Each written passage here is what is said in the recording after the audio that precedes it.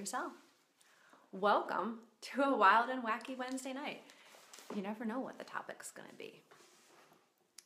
Hey, it's good to see you joining in. Hey, Abby. Nice to see you, hon. Carrie, you too. It's Wednesday night, hump day. Let's have some fun. No, but tonight, since it's Wild and Wacky Wednesday, I want to ask you, do you really need a plan B? And I know you're thinking, no. Because, well, hey, I can just work overtime or pick up a shift at the hospital or shift in the company. And, you can do that, absolutely, if you have that type of job and your company allows you to do overtime. But for some, that's not an option. So let me ask you this. What if you were leaving work today and you were given a job termination notice that you were being laid off at the end of that workday? Hey, Michelle, good to see you. What would you do? Do you know someone that's happened to them? Well, if you do know someone, or if it's happened to you, do me a favor and leave a comment yes below if you've been laid off like that. So how would you feel if that happened to you? Well, I'm sure you'd be stressed. I'm sure you'd be upset. I'm sure you'd be angry and probably want to go postal on them right about then, because you could be losing your benefits, your job, your pension plan, all the things you need to provide for your family. So let me share with you a few of the reasons why you need a plan B. Well, number one, you could have a company change in leadership where a job could go from phenomenal to horrible in an instant. You may be stuck in a dead-end job where it starts out with a lot of promise, but that promise has dwindled down to no growth and no possibilities.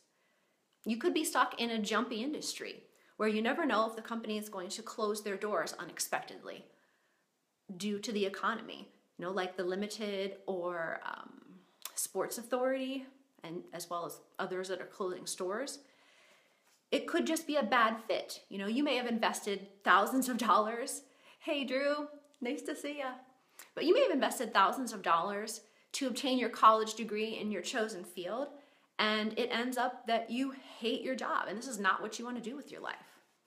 You could be asked over and over again to take on more responsibilities with less pay. Or you could have a family situation with health concerns, a lot of little ones running around that you have extra bills that you need things to pay for. So yes, having a plan B, it does give you that sense of relief just to have a backup source of income, to have that feeling of regaining control over your life, and know that you're on the right path to financial stability and freedom. It's definitely a relief off your mind. And I can tell you that because several years ago, my husband received a notice that his company was laying off 2/3 of their workforce, and majority of the jobs were going to be either cut or reassigned. And I'll be honest with you, we had a lot of sleepless nights, a lot of stress, a lot of worry, because we had no idea if that job was going to be there tomorrow on one income and how our family was going to survive. What I made coaching wasn't enough to cover the bills for more than a month. And going back to work full-time and putting little ones in daycare wasn't going to cover the bills either. So that was when we decided that I needed a second stream of income. Hey, Brady, it's been a while. Nice to see you. Tiff, you too. But yes, and I know you're probably thinking, well, hey, it's not going to happen to me. I'm in a stable company. I have a stable job. Well, the reality is it happens to people every day.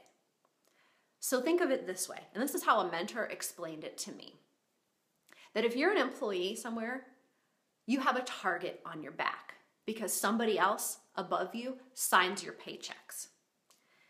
And the company that you work for, the higher ups, they're going to be sitting in a room and they're going to be talking about you.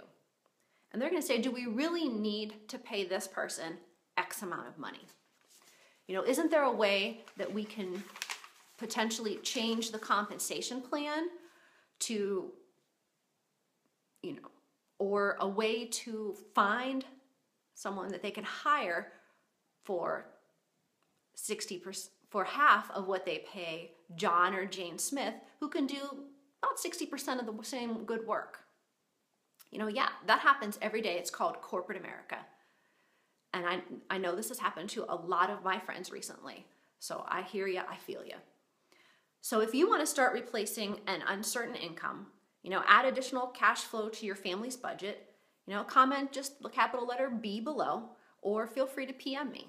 I'm happy to share what I've learned. I'm not a financial expert, but I'll be happy to help point you in the right direction. Because taking care of my family is my first priority.